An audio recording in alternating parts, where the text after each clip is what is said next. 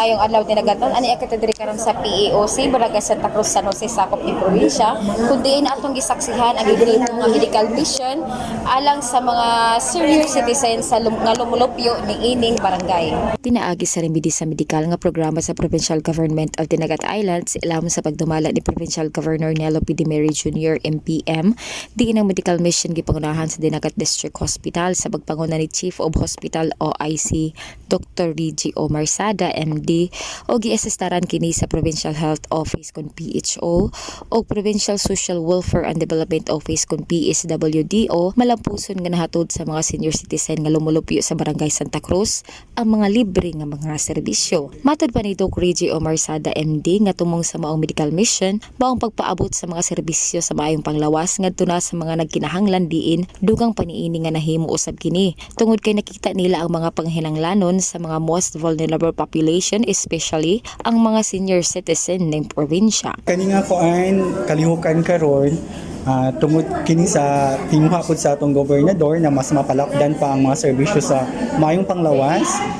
Kauban na mo diri ang syempre ang akong pinakakuan sa province ang Provincial Health Office o ingon man sab ang Provincial Social Worker Office nato.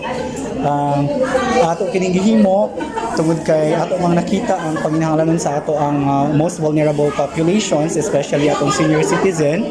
Kani nga kuan sugod pa lang kini actually among target ani taman December apil murag from womb to tomb atong kuan ani basin sunod ang mga pregnant women ug uban pang mga sektor nga nanginahanglan og atong maabot ug atong madala closer sa ilha atong mga serbisyo sa mayong panglawas.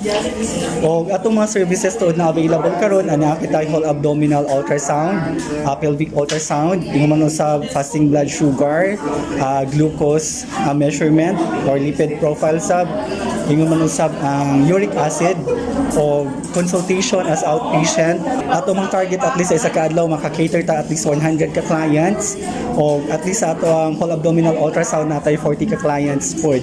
So mag-expect nga sa sunod na mga adlaw magsunod-sunod depende kung unsa kadaghanon ang population sa senior citizen nato. So ato bang kuan sa Santa Cruz alone natay 200 so nag-allocate tag at least 2 days ani.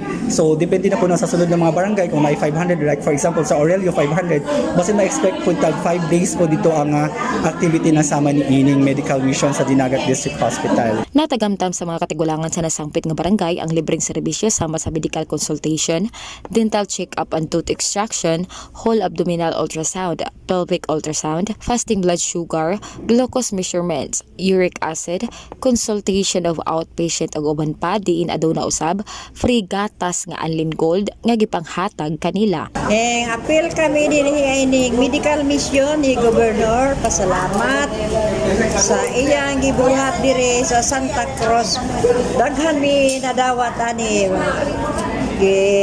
paanan mi og kining fasting, kolesterol, pagkahuman gato mi sa doktor, pagkahuman gi-ultrasound mi, nagpa-ultrasound sab ko.